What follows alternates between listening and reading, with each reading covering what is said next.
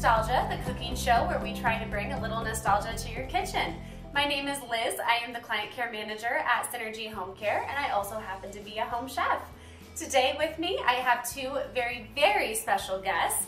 The owner of Synergy Home Care, Gay. Hello. And also Synergy's #1 fan, PJ. Hello, everyone. These are two very special ladies in my life.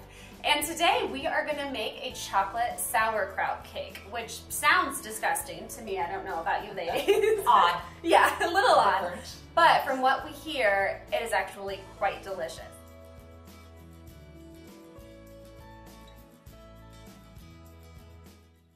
So the first step we're going to do, and we're going to let Gay do it, is in a large bowl, she is going to beat together the sugar and eggs one at a time, and then she is going to beat them together until light. Okay, let me move these right here. And PJ and I are going to be moral support back here. All right, thank you. You got this, Gay. You can crack my next egg. Oh, sure, I'd be happy to. All right, take that second.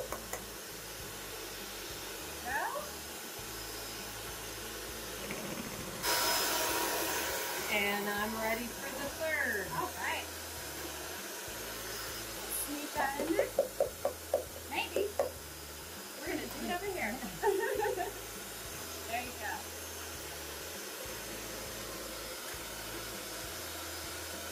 And then we'll just need a teaspoon of vanilla. Perfect. I think I can handle that too.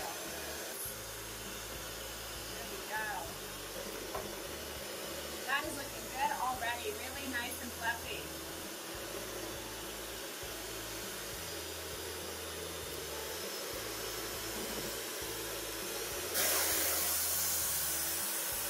All right. Perfect. And did we beat all of that butter in there, Gay? A half cup? Yes. Yes, we did. Perfect. And with this recipe, you want to soften the butter. The best way to do that is to leave it out on the counter for about an hour or two. You still want it to be firm, but you can squeeze it in the dents. If you're really in a pinch, you can put it in the microwave for a little bit, but it's not ideal because then it gets melted and it's a whole different texture. So step number 2, yes, it sure does. Step number 2 is Miss PJ. In a second bowl, she is going to add the flour, baking powder, baking soda, salt, and cocoa. And Gay was nice enough to pre-measure everything for us. That's all wasn't she? measured. Yes, it's all such a go. Yeah. Absolutely. And baking a cake from scratch at home can sound a little daunting, but really, everything in this recipe, butter, sugar, eggs, vanilla, flour, baking soda, baking powder, salt, cocoa, sauerkraut, and water. Other than the sauerkraut, probably, you should have just about everything in your kitchen. And if you have 2 assistants, it's really easy. How we doing, PJ? I think it's looking good. Well, one thing you can tell if it's thoroughly mixed or not because of color, so Absolutely. that helps. Liz, I'll go ahead and start draining the sauerkraut. That sounds, my assistants are just on it today. Well, what do you think? I think that looks perfect. You just want to make sure everything's evenly mixed so Yes. all of those agents in there activate in an equal way. You're going to get an uneven cake. We don't want that. No, we don't. So what now Gay is up to over there, in this recipe, they would like you to drain the sauerkraut, rinse it, drain it, rinse it again, and then chop it up. So I think that is what Gay is up to back there. Yes, and I wanna make sure that I get plenty of rinse on it. Absolutely. And then I just try and press it through a little bit with a paper towel before I rinse it again. Yeah. Sauerkraut retains a lot of moisture, doesn't it? It does. And then we'll chop it up, and then after I chop it, I'll press it with a paper towel once again to just make sure that I don't have any of that lingering water or vinegar base that sauerkraut has. That sounds perfect. Yeah, I bet the reason you drain this so much is to get rid of that vinegar kind of taste.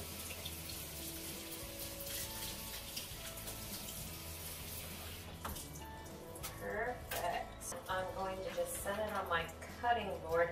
Does it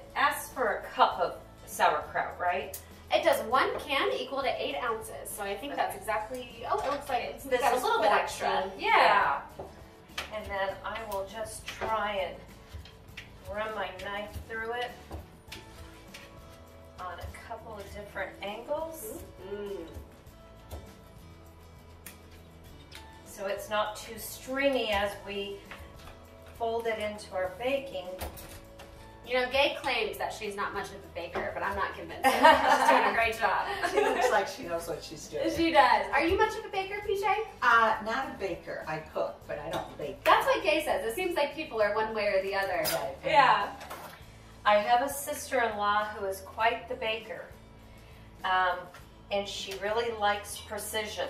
Yes, that's perfect. I like to be a little sloppy. So that really pulled a lot of moisture out of it. That did. Really interested All to try right, it. I believe our Good. Well, PJ and I will combine our wet and dry ingredients together. PJ, if you want to pour that in there, I'll mix it up for us. As best you can. Perfect. Yeah, I see a little bit that didn't quite make it. Yeah. And another reason you keep your wet and dry ingredients separate is that if you put them all together, again, you're going to get really uneven textures because those things aren't going to be spread out as well. That's what I've learned in baking. You Yes. can't have the shortcuts. No, if you put it all in one bowl, you're going to get a weird textured cake for sure. I think we're just going to mix this all together, and then we're going to mix the sauerkraut. And then you usually always want to preheat your oven towards the beginning of baking. Gay has already done that for us. We've preheated it to 350. And then, have we greased our pan, Gay? No, but I will do that. Perfect. And I cheated a little bit, and I got a baking spray that has flour in it. Yes, that stuff is fantastic. I didn't know they did that. I had it too. It works Okay, great. see, I told you I don't bake a lot. And when I bake, I always spray it and then I sprinkle some flour inside it as well to Uh-huh. make sure it doesn't stick. But I think this does it all for you. It does. It's a one-stop shop. Okay. Perfect. And then whenever you ladies are ready, I will take that sauerkraut in this bowl. All right, I shall get that for you. Perfect. Oh, that just doesn't make any sense. It really is a little confusing. You get such a good looking batter and now we're just pouring this in The here. mad scientist cake. Yes. You know, I was looking up the origin of this cake, and from what I could find, it became trendy in the 50s. No one could give me a why, though, on Google. I think someone just tried it and was, hey, that makes a really moist cake. Let's just run with it. I wonder if Julia Child ever did a sauerkraut cake. Ooh, I feel like she did everything. I bet she did. And I'm just trying to get all of that flour And everything you're at the going to bottom. need are we going to need a cup of water? We are. Yes. Oh. Me. And that goes in with the sauerkraut, so let's go ahead and put that in there too. Gay, being a professional again, you set it on the counter. You can make sure you've got the right measurement, nice and even. Can you make exercise in today? Don't you have to stir for a while with one hand and then the other? Yeah. Keep it even. All right, perfect. I think that looks pretty good. What do you Looks think, good. PJ? I think it looks great. Look at that goodness. Chocolatey goodness. All right, Gay, do you want to do the honors of pouring it in the pan? I do. Let me see if I can find a... Oh, absolutely. I had a spatula here. My husband has relocated all my goodies. Oh, no. That's a nightmare. Okay. Now, the reason why I got the bundt pan, because some of these recipes just call for a 9x13 plate, but I just think the bundt pan is a prettier presentation. It is prettier. I really like this one too with the little points. And this was this one is by a company that really specializes in aluminum bundt pans. And you can get all different kinds of decorations and ridges on it, which is fun if you're really into making bundt cakes. You'll have to get one of those fancy little cake spinners so that you hold your knife and spin the cake around. Yeah. All right. Now Gay's just making sure it's all even. And then we are ready to throw this baby in the oven. Am I good? You're good. All right. All right, let's throw it in there. So curious to see what it's going to be when it comes out. So the recipe calls for 30 to 35 minutes. So I'll set it for 30 and we'll see how it's looking at that time. And see, yep. In the 50s, you probably would have checked it with a broom, a straw. Right. But I don't know what you use these days. Toothpick. I still use a toothpick. Yes. Yes. Love it. Okay, we are ready for the interview portion next. Okay, well, while we wait for our chocolate delicious cake to bake, let's get to know these special ladies with me today. So the whole theme is 1950s because, again, this is when this cake became popular. So PJ, tell me about your memories of 1950. In 1950s, I was growing up on a fruit farm in Michigan. And of course we canned everything. And one of the things that I recall that we canned at that time were eggs, fresh eggs. And I'm thinking that maybe some of your viewers might remember doing this too.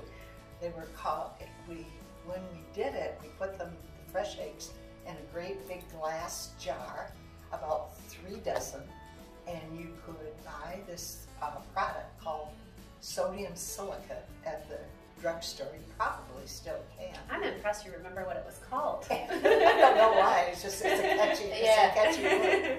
But you would just pour this over the eggs, and it would encapsulate them and seal them, and they would keep for a year. Right. And my mother had these out on our back porch. I guess it was like a mud room. And when she would be baking something, she'd send me for the eggs. I'd go out there and dip my hand down, and it's really slimy. And I remember pulling the eggs out for her and bringing them in.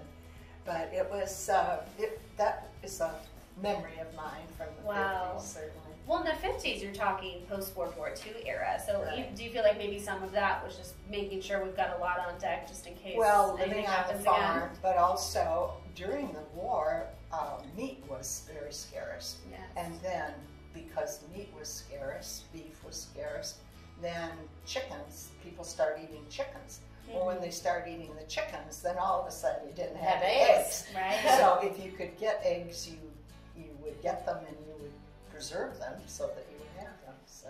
Can you believe that eggs could last a year outside of the I fridge? find it fascinating, It is. but the concept makes sense to me, that it does encapsulate them, and if it had sodium in it, that's a preservative. Right. So I find that fascinating. Yes, that really is. Well, and the 50s also was a huge time for music. Now, Gay, you weren't alive in the 50s, but your parents were. Did they pass on any of that? It was a kind of fun time, really. It was, now Benny Goodman and that big band era came from World War II, but I remember my parents having that, and then moving into the 50s, we listened to Dean Martin and Frank Sinatra. Even I still love Frank Sinatra. Yeah, Nat King Cole. Yes. And it's funny because my in-laws were also fans of that music, and so when I got to meet my husband and his sister and I were very good friends, she and I listened to that a lot. And I think there was just a really wonderful nostalgic feeling that when you hear music from any period of time, it brings you comfort. Andy Williams.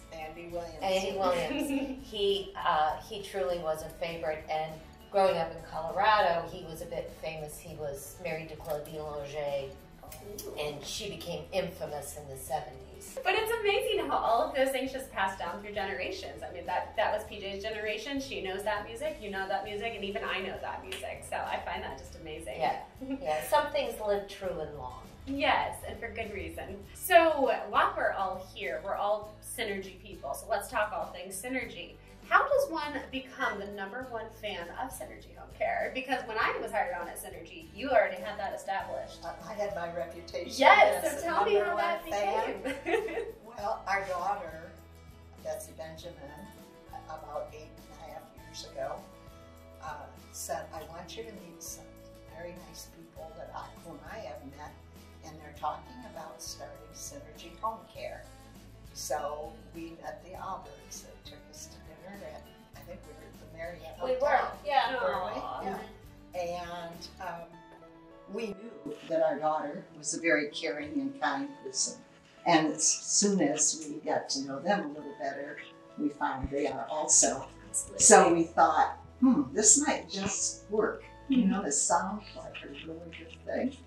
And Betsy started working with them, and she shared a lot of things with us, like their first client. She called, Mom, we just got a call from our first client. I'll shut that I camera can off. smell that cake. It smells good. Okay, quick pause to get that out of the oven. Oh boy. How's it looking, Jay? Oh my God. It looks incredible. It's done. That was a fast 30 minutes. Yeah. I think 35 would have harmed it a little bit. Yeah. Yeah, and if you overbake something, then it's going to be dry, and so you never want that. So she shared the first client. Yes, she Yes. did. And over the years, my husband and I have watched them grow, and we've been so very, very proud of what you have done in this community. And now you've started that foundation to give back to the community, which is just a wonderful, wonderful thing to do. And I'm proud to be their #1 fan. Yeah. Well, and I'm so glad Betsy came into our life.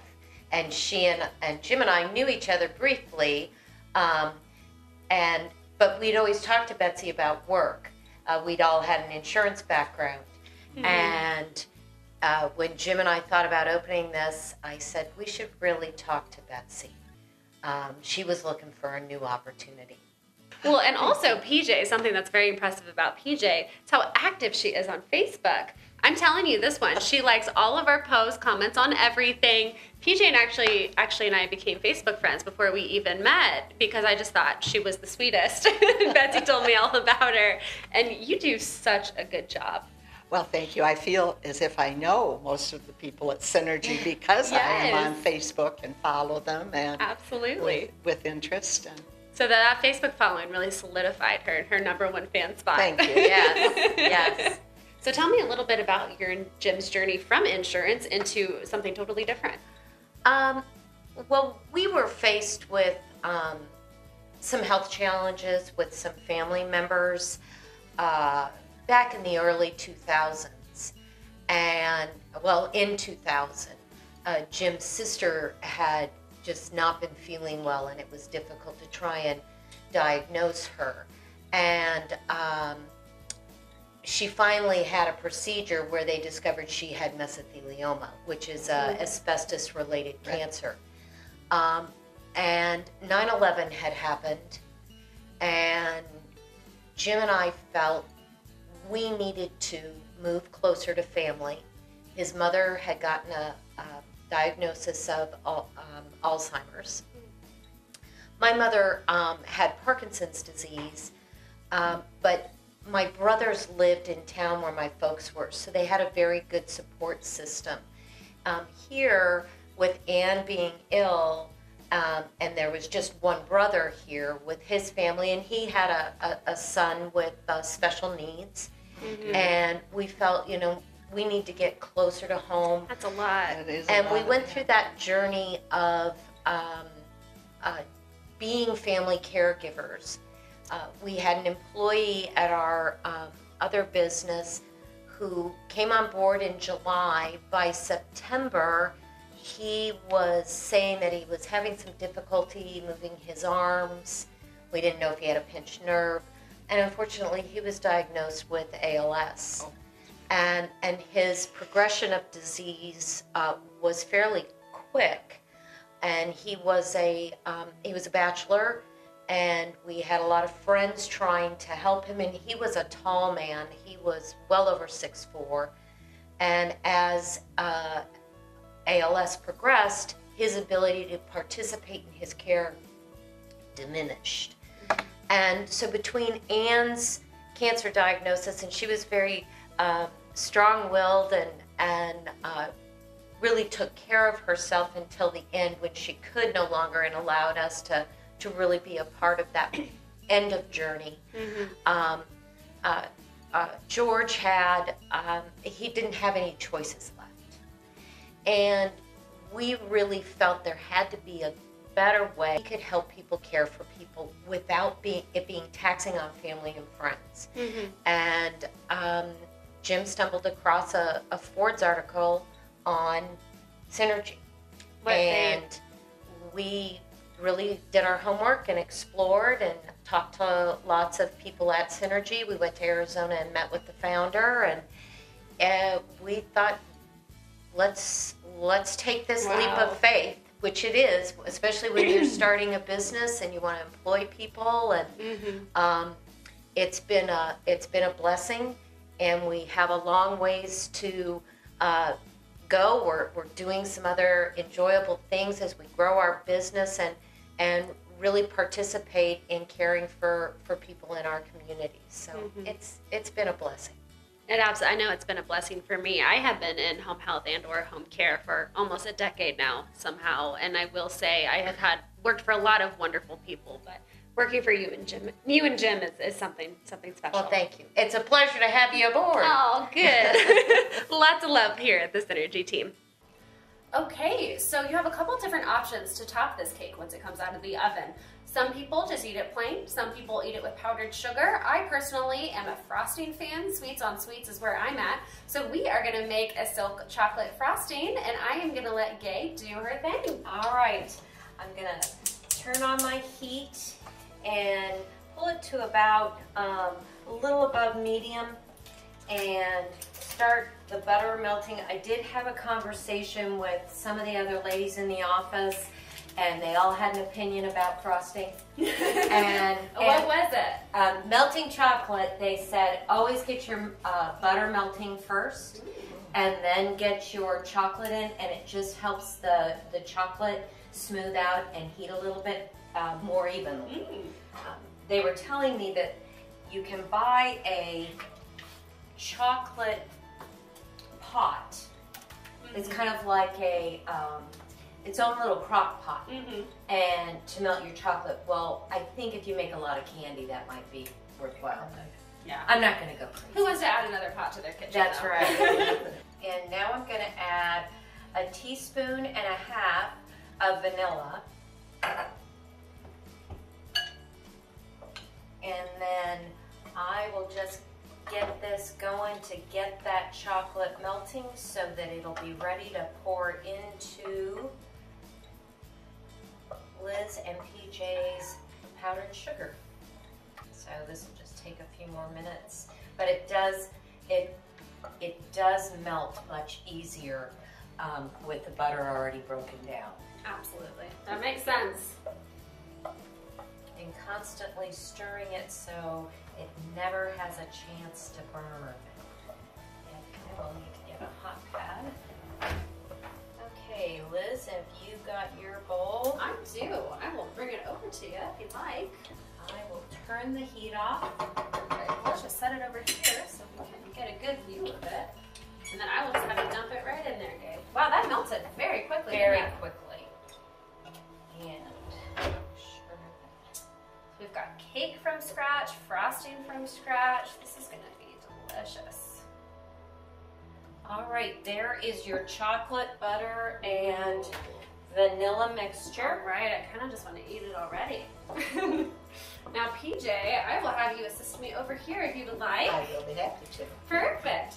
So I'm gonna just dump some of the sugar in here for PJ, and then she is gonna use that mixer and beat it up so it's evenly blended. I want to start with the way how fast. You got it. Almost 4 cups of powdered sugar. That's a lot of powdered sugar. When you feel like that's even, I'm going to give you some milk. What do you think? I think that looks great. Here's some milk to help you smooth that out a bit. And then she's going to whip it till it's just nice and fluffy.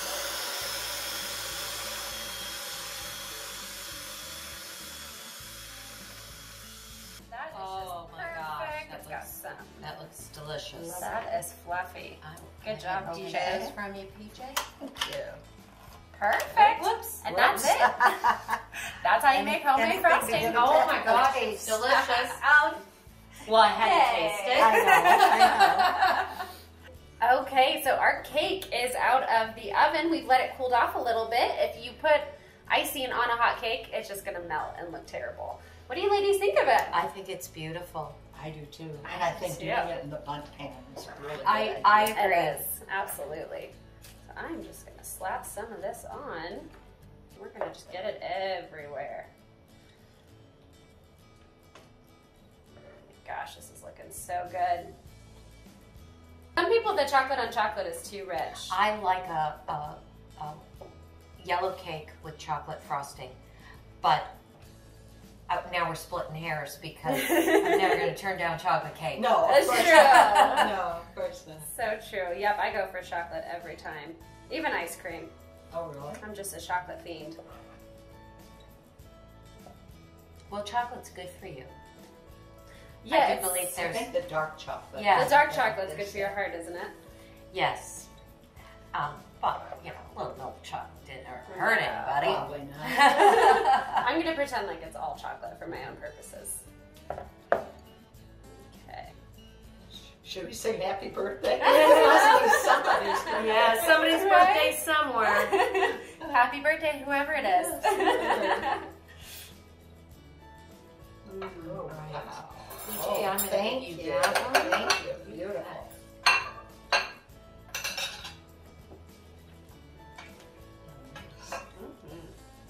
Gay's got pretty plates too. There you go, Miss Liz. Thank you, ma'am. Thank you, PJ. Got a team effort feeling in here today. Okay. Okay, we'll let Gay set up shop and then it's the moment of truth. All right. Are we ready? Yeah. Yep. I'm gonna get frosting in my first bite for sure. Oh, I don't taste sauerkraut at all. That's delicious. That is good. Oh, wonderful. Yeah. That is delicious. And it's more like coconut. And they were right. It gives it a texture of coconut. And it gives it kind of a flaky texture, which I Mhm. kind of like. It's not so dense, but it's still very, very moist. And frosting is great. Oh yeah. I think this is something that will go into my repertoire. Absolutely. Well, when I make chocolate cake going forward, this is going to be in there. This was a surprising recipe. Again, I don't know where this came from in the 1950s, but now I'm sure glad it came about. And I want to thank both of my special guests with me today. And if you have an interest in submitting a recipe for us to make, don't forget, you can always email me at elizabethsolard@synergyhomecare.com. Thank you for joining us. Thanks, Liz. Big Parmesan. Thanks, honey. Appreciate Which it. a lot of people don't know how to do baked Parmesan, and you can cut it up, put it in the freezer. Are your hands stronger? Yes, I got that. I was having trouble with those. Thank you. You're welcome. I'm starting to get those like mom muscles. Like I can do this. Liam's in that stage where he just like bangs everything on whatever is available. Like his sippy cup, he got the whole top inverted somehow and all screwed up, so I had to fix it and then put it back on. And mom skills. But it says beat in the softened butter, so if you put it in first, I think we might be going against the recipe. That's all right. Okay. That's what's nice about this cake. It'll keep because Yes. it's moist. True. It's like carrot cake and hummingbird cake. yeah. PJ Banana was. cake.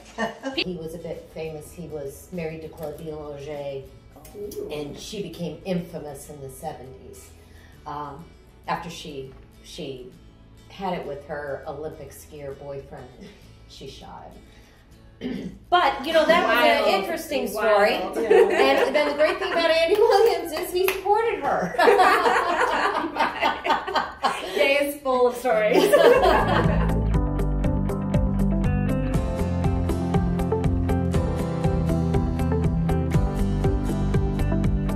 Good morning. Thank you so much for having me. I'm honored to be here. Good morning, everybody. So again, welcome to Effective Communication Strategies. This again is sponsored by the Alzheimer's Association. And I'm just going to review quickly what the program today should help you do. And so by the end of today, hopefully explain communication changes that take place. So throughout the course of dementia and Alzheimer's disease, different changes in communication happen. And hopefully this will give you a feel for what happens as time goes on with communication. Hopefully you'll also be able to decode the verbal and behavioral messages. So those also change over time. And it becomes incredibly powerful for us to be able to read these messages.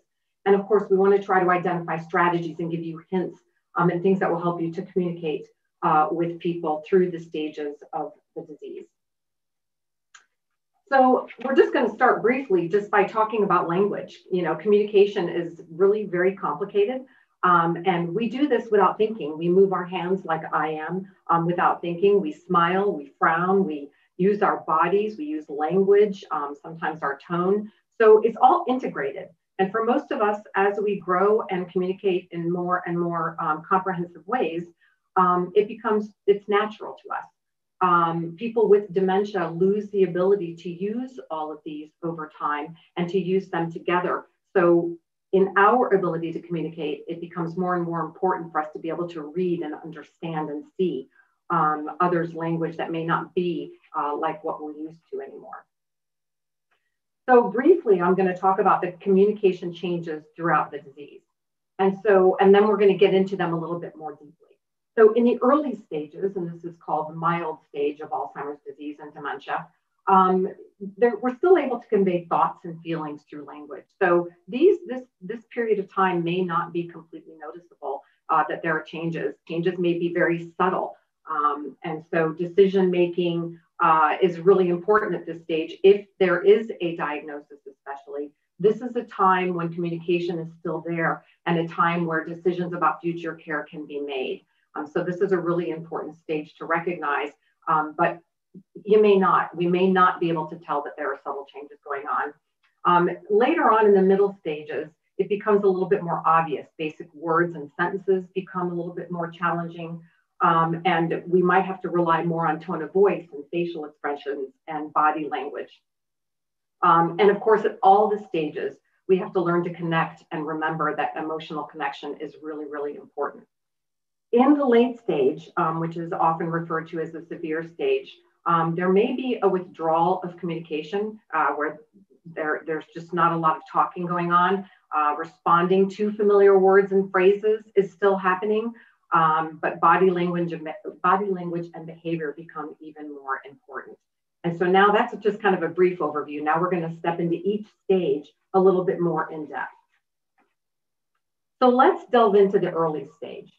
And again, this is a stage where you may not be noticing anything. You know, as we get older, we have these tip of the tongue moments, or we have trouble finishing a sentence, but it usually comes to us. People who are developing dementia may not be able to remember that word later on or remember the sentence. However, it may not be noticeable. If you're suspect, though, if you think there might be something on, please reach out to other family members or loved ones or caregivers and find out, because good chances are other people are noticing things too. But at this stage, finding words may be difficult. Taking longer to speak or respond might be happening. And withdrawing from conversations is a big clue. And it happens for lots of reasons. Sometimes we're withdrawing from conversations because it's no longer our comfort zone to speak in a conversation, because we're aware that we're having trouble remembering words. And sometimes it's a personality thing, because as dementia progresses, there can be depression, there can be anxiety, there can be fear. So withdrawing from social events might be something that becomes noticeable. And then struggling with decision-making or problem solving. So where doing a bank statement may have been very easy at one point, maybe now it's becoming more complicated. And so a little bit more struggle with these. Part of dealing with this stage is understanding that the person in the early stages especially might be acutely aware of what they're going through. And so it becomes incumbent on those of us caregiving to just recognize that it's a very difficult and frustrating time and a time for us to talk. So let's watch a video, and this is Martha Tierney. She's the Associate Director of Volunteer of Research Programs at the Alzheimer's Association. She's going to give us some helpful hints. Communicating in the early stages of dementia with the person with the disease is important. At that time, you still have language as a tool, so you can learn things about what they might prefer as the disease progresses. For example, as the disease progresses, a person might have difficulty finding words. Caregivers often struggle to know what to do in that moment. Early on in the disease, you can ask. You can say, if you ever have trouble coming up with a word, would you rather that I jump in and give you the word, or do you want me to wait and allow you some time so you can find it on your own? So there's lots of different ways to connect and of course beyond here, but these are some really key important ways, and this is in the early stage. And remember, a lot of these can carry through to later stages as well, so you'll hear me repeat some of these concepts. Excuse me. So just like you just heard, ask directly, what's the best way to communicate? And, we have grown into a techie world here. And so where some people are comfortable communicating by text and others by phone, it's important to know what the best way to communicate is going to be. But it's also important to remember that where texting might have been easy at one point, it may not be as easy now. So it's really important to find out what the best way, and also to recognize that this is going to evolve even through the early stage. Whereas very early, texting may be something great, talking on the phone may be great. And as the stage progresses, that may change a little. So we just always have to be aware of that. Keeping sentences clear and straightforward. So I'm going off on a tangent right now. That may not be such a good idea. Keeping things very concise is going to be really important. It will help the person with dementia stay on track and keep up with you.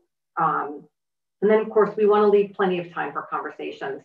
We don't want to ever have a conversation when we're rushed. It's first of all, body language can often make it recognizable that we're in a rush.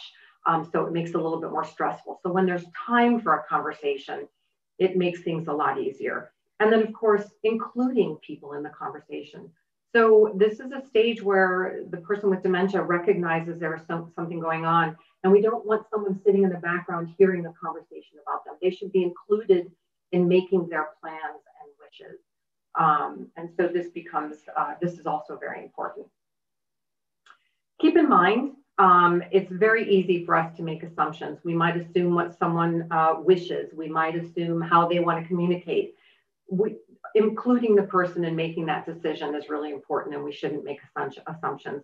And then we have to speak directly to the person.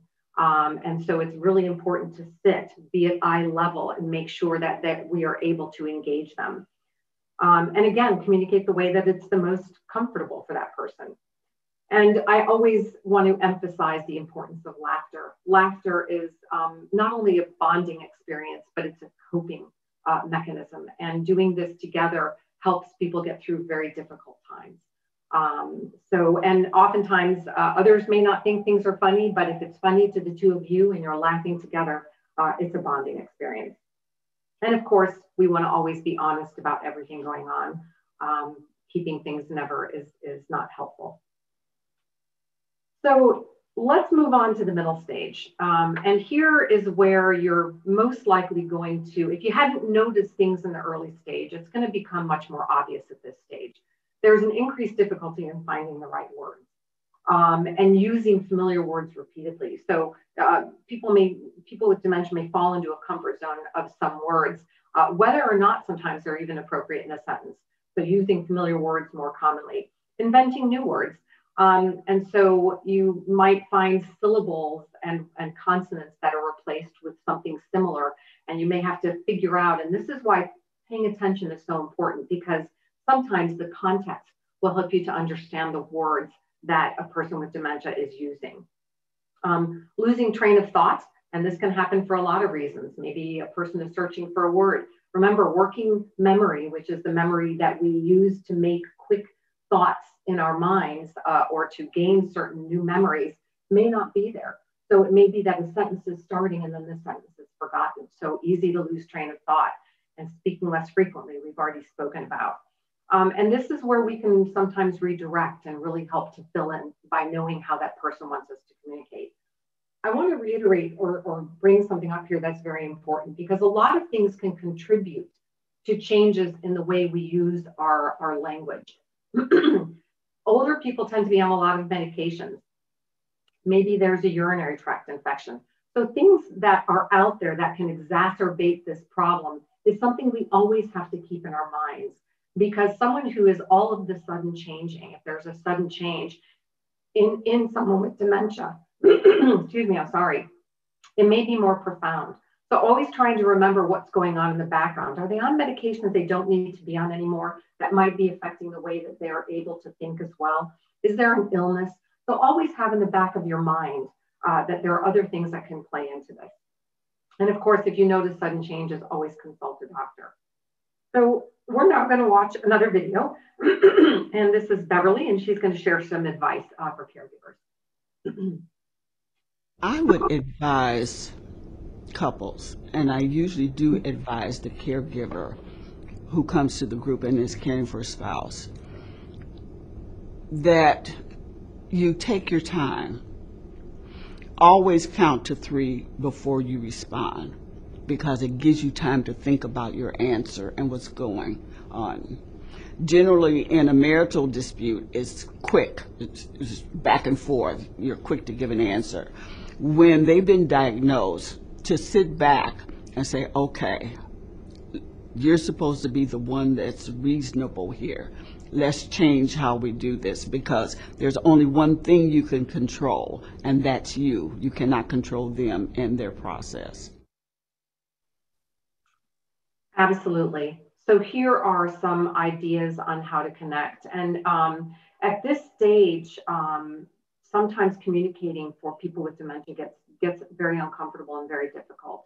And the other thing to remember is that things become more overwhelming, and overstimulation truly can be a problem. So if there's a TV on, for example, when we're trying to connect, or there's a lot of things going on in the background, it can become much more overwhelming. So the best way to handle communication here is to try to approach from the front. Say who you are, and just maybe if you have to come in because the door is at the back and your loved one is sitting facing the front, make it known that you're there softly so that it's never startling. It can be very scary sometimes to try to assimilate things that are happening, and especially when there's a sudden change in the room. And again, maintaining eye contact, sitting at the same level. We also don't want to criticize and correct. I think, and this in my practice, I have found to be a real challenge, because sometimes we want someone to understand so badly that we forget that it's out of their control, that they can't. And so it's easy, not necessarily to criticize or argue, but to be frustrated. And so this is where empathy and stepping inside someone else's shoes becomes really important. This is not something that person can control. And so it's important for us to recognize that. And remember our tone. You know, if we're frustrated and we come in after having a bad day and our tone is elevated, the whole conversation goes up. So just like you just heard in the last video, take a deep breath, count to 3, or do whatever it is that makes you calmer to help the conversation move forward. And of course, take your time. And while you're engaging in all of this, I want to always remind caregivers to be kind to yourself. It's very easy to be hard on ourselves when we do become critical or when we do argue. Remember that you're human and you're dealing with a really difficult circumstance. And so forgive yourself and try again. This is the best way to take care of yourself as the caregiver and take care of the person with dementia. So let's talk a little bit about connecting in the middle stage. And let's go ahead and listen to Rebecca. She could sense my frustration, because occasionally I would lose my patience and I would bark at her. Why are you asking me that question again? I just answered that question 2 minutes ago. And then she would get frustrated because, you know, she was very old school, and she's like, don't disrespect me. And I didn't ask you that question 2 minutes ago. It's a new question. So phase 2 of our relationship was like, okay, that's a new question. I'll answer it again. Again, it can be really hard to do, especially if you have a family and you're doing other things, and it's hard sometimes to communicate when you have to repeat yourself over and over again.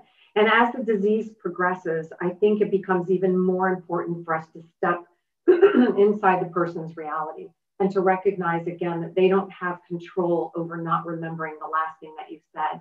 And so repeating it calmly is really important. In the middle stages, especially as the middle stages progress, it becomes more and more important for us to be able to recognize what that person needs and to maybe anticipate needs. So if it's a time of day, you know that that person takes their Tylenol because they get a headache, anticipate that so that that person doesn't have to ask for it, or they may not remember to ask. So when we're anticipating needs, we might be preventing something down the line. Also, to letting the person with dementia know that you understand, even if you don't understand what's going on, it's okay to say, I understand, and touch and just give those soothing words. It makes it a safe environment for that person to be who they are. And when they're asking you a question, be very brief in your responses, and also try to respond to emotions behind the statement. So if a person with dementia seems very upset, try to figure out what's going on behind that statement. What's the body language?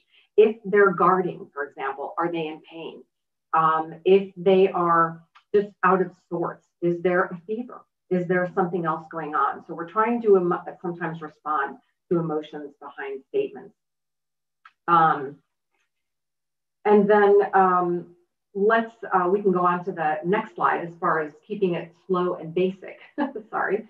Reassess your connection. And so make sure they always know, and you can say this over and over and over again. It's going to be important for the person with dementia to remember and and have it reinforced that you're there with them and that you connect and that you understand.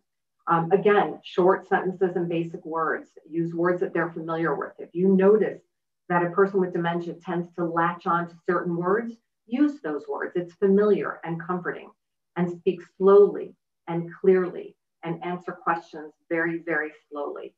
Limit distractions. Again, if there's a TV on in the room and you're going to talk, please turn off the TV and be patient. And, you know, it's okay to fill in words. And you may have discovered early on in the disease when you asked how the person wants to communicate, if it's okay for me to fill in words, it's okay if they're struggling and you understand the context of what they're saying to go and fill in the words.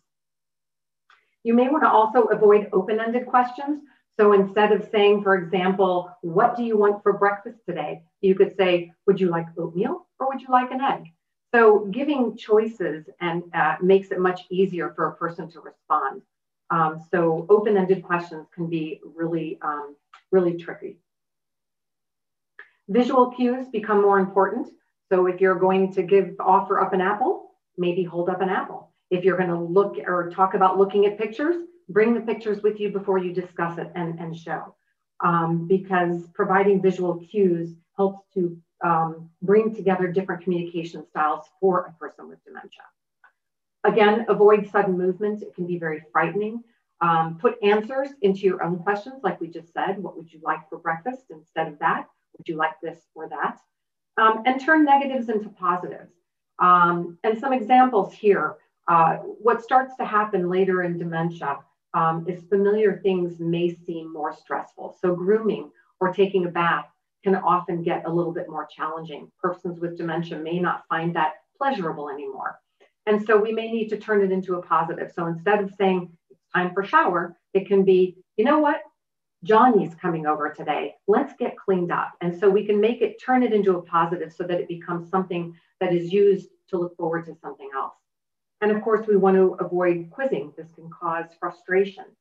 So rather than saying, what time is your appointment? Maybe check and say, your appointment is at such and such a time. If we're going to be quizzing and asking questions, we have to recognize that there may be a difficulty in responding to them. Routine activities, by the way, at this stage become very, very important. And setting a routine day and night can help this whole process. And again, join the person's reality. Always provide reassurance that you hear and understand. Focus on the feelings, not the facts. Sometimes the facts may be convoluted in what they're trying to say to you. But if there's a feeling behind it and you can tell by the tone and the body language, try to respond to that. And of course, validate as necessary. At this stage, redirection can become much more important, especially with safety. And I'll use cooking as an example. There's a struggle between losing independence and being safe. And cooking is a perfect example. If mom, for example, feels very helpful in the kitchen and always did the cooking, and now maybe it's not quite as safe, maybe redirect. Here, mom, I'll do the cooking while you set the table. So there are lots of different ways to help transition a person into a different activity and making sure that they still feel very, very useful. So let's move on to the later stages. There are some profound changes by now that you will see. Communication might be reduced to few or no words or just sounds. And there still can be responses to familiar words and phrases. I want to say throughout this all, and I should have said this earlier actually, the person with dementia still has a sense of self. And it's really important that we always remember that core personality traits are there. So for example, if someone was very modest when they were younger and vibrant, they may still be very modest now. They may just not be able to articulate that. And so remembering that that person still has that sense of self is very, very important. And so we want to use familiar words and phrases, and we want to respond to their sounds and their words that they're using. And we want to, of course, help them feel safe and help them feel happy as much as possible. We want to respect all of the conversations, and we need to keep talking. The sound of our voice, especially a familiar voice, is amazingly important for people with dementia. And finally, remember to use all 5 senses. There are really profound memories in the senses that can help get through a difficult time in someone with dementia. So touch, for example. And actually, I think we're going to watch some videos first. We're going to watch Sandra talk about connecting in the late stages of Alzheimer's, and then we'll go on and talk about the senses. And hang tight, we're almost done. I know that my mom feels aggravated. I know that she feels alone. I know that she feels confused. And I know on any given day, I don't know if I've made it better for her. I try. In these later stages, I've come to recognize that being really aware of the 5 senses is really important. Touch seems to give her a great deal of comfort. I know when I come over, I'm going to brush her hair all the time. And my husband noted to me recently, he said, you know, you should see the look on your mom's face when you're brushing her hair. She's just happy. She's just happy. She doesn't say a lot. And I do it for a long period of time. I comb it, I braid it, I do funny things with it, but it just allows me to just be with her in a way that makes her feel comfortable. The 5 senses are extremely important right now. Feeling fabrics or touching, giving lotion massages, all of these are very important. Animals, if the person with dementia was a dog lover, being with an animal is just a wonderful way to pass time and to soothe and to calm. And always stroking and using your own touch for that person is really important. Using sight, also important. If colors were important to a person with dementia, if vibrant colors of flowers were important, then by all means use that sight for that person. Photos are very important, and there might be still some recognition of family pictures that you can go through over and over again. Bird watching, all kinds of activities that you can use sight for to help soothe and stay connected. Sound. When I worked on an Alzheimer's unit as a CNA, one of the best times of day was when we put on old music. And this was music that was from the era of the patients with dementia that were in our memory care unit. And it was amazing. They remembered the words and the song, the lyrics. And so sound is very powerful. Music is extremely powerful. And of course, reading books allows them to hear your voice, and that's very soothing. And the tone of your voice can be soothing. Smell, another extremely important. Smell is a memory. We remember smells. And so if special spices. If a pumpkin spice candle was something that gave them pleasure, then by all means use it. Lotions that are fragrant are really important. Certain foods are very important from their smell, and they just bring back good memories and can be very soothing. And finally, taste. And this is a tricky one. There's actually a pathology that happens as we get older and further along in the dementias, especially Alzheimer's disease, that the reward center and the chemicals in the brain are different. And so some foods like vegetables may just not be appeasing anymore. And so sweets become very important and very soothing. Of course, you have to consider other health problems. If the person is a diabetic, or if they have hypertension, or there are other problems, of course, discuss this with your doctor. But there's also a need to have pleasure. And sometimes sweets do bring pleasure and can be calming. So there is a balance that will have to be found. But this is a real important one too. Taste is very important. So let's just review again. And I know that a lot of this is repetitive because a lot of it applies to the entire, all the spectrum. But joining the person's reality to connect is probably the most important. I think it will help to keep you calm and help to keep the person with dementia calm. Understand what you can and cannot change, and recognize that there is this thing out there called caregiver burden. Forgive yourself, find time for yourself so that you can rejuvenate, because it becomes very challenging. And the more you take care of yourself, the better you will be able to be an effective caregiver for someone with dementia. Always demonstrate respect. You can connect through feelings and through touch, like we just said, and that demonstrates respect. Treat the person as the adult that he or she is, and the self that they are. And really try to decode the person's communication by watching and thinking of other things that might be going on in the background. Is the person sick? Are they in pain? Is there something else going on? How can I redirect to help this person through this difficult time? Remember that your mood and your actions will affect how the person with dementia responds to, especially later on in the stages, and be as calming and soothing as you can. So with that, we're going to turn it over to Dr. Fazio here. He's the Director of Special Projects of the National Office, and he's going to talk to us a little bit. Taking care of yourself while you care for somebody with the disease not only impacts your own health, but it really can impact the person with the disease. So for example, if you're not getting enough sleep, you might be easily irritated, which will then sort of spill over to your interactions with the person with the disease, and maybe being short with them, which then might cause them to get frustrated. So it's not only important to take care of yourself for your own health, but really for you to really be a good caregiver. Absolutely. So very quickly before I turn it over to the host, there are so many ways that the Alzheimer's Association can help. Just going to alz.org, you have the navigator, there's a community resource finder so that you can find help in your local area. You can stay connected, you can find caregivers, all kinds of resources there that I hope you tap into. The 24/7 helpline is master prepared personnel who are they're available to help during stressful times, to help with referrals. And so this is a 24/7 service that is provided. And then of course, you can also find support groups and educational programs, just like the one that you're listening to now. And there is all kinds of free online information for you to get through the Alzheimer's organization. So I hope that you will certainly tap into that.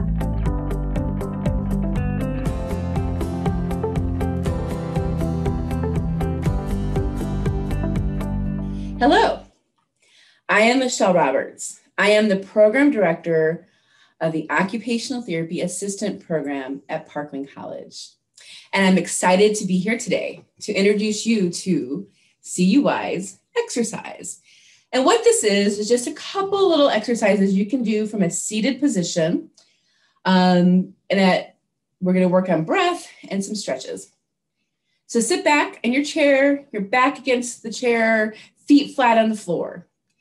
And I'm going to have you take your arms out. Your arms are like your wings of the owl. The owl is part of our logo. So your wings of the owl, you're going to bring them out to the side. And you're going to bring them up and take a deep breath in as you go up. Only go as far as you comfortably can go. No pain with this. Breathe in. Turn your palms down and breathe out. And move slowly. We're going to do that again. And you're going to breathe in peace, joy, and then let out anything negative. You're going to breathe in wisdom of the owl. And just let it all out.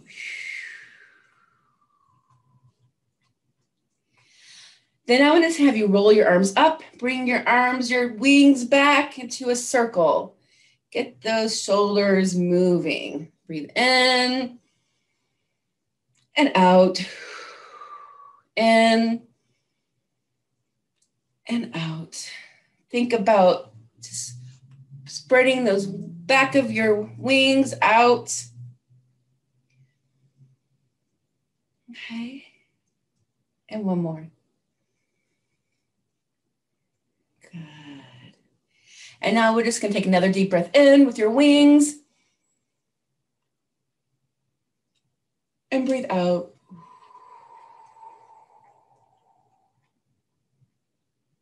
Another thing the owl does is he looks around, right? So you're going to just look around your environment to the right.